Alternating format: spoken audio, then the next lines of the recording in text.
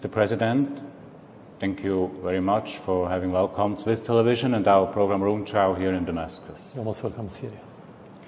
First, please allow me to clarify one thing. May I ask you every question? Every question without exception. I'm asking because one of your conditions is that interview is being broadcast in its full version. Are you afraid that we might manipulate your statements?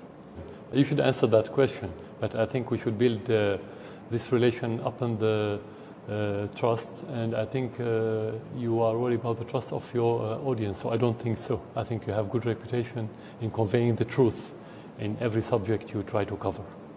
Do you see it as a lie that the world considers you as to be a war criminal?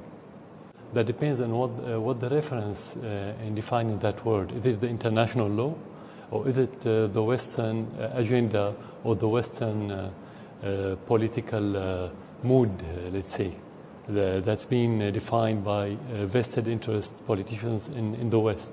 According to the international law, as a president and as government and as Syrian army, we are defending our country against the terrorists that have been invading Syria as proxies to other countries. So if you want to go back to that word, the war criminal, I think first one who should be tried under that title are the Western officials, started with the George Bush who invaded Iraq without any amendment from the Security Council. Second, Cameron and Sarkozy, who invaded Libya and destroyed Libya without amendment from the Security Council.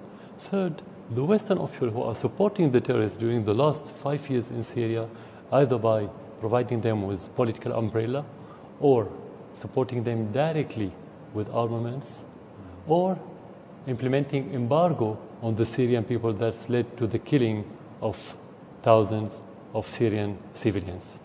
But we are here to talk about your role in this war.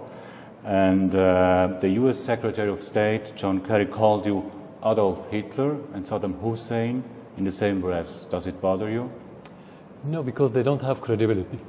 This is first of all. Second, for me as president, what I care about first and foremost is how the Syrian people look at me. Second, my friend around the world, not my personal friends as president, I mean our friends as Syrians, like Russia, like Iran, like China, like the rest of the world, not the West. The West always try to personalize things, and just to avoid the real problem, which is about deposing government and getting rid of certain president, just to bring puppets to suit their agenda. So going back to the beginning, no, I don't care about what Kerry said at all. It has no influence on me.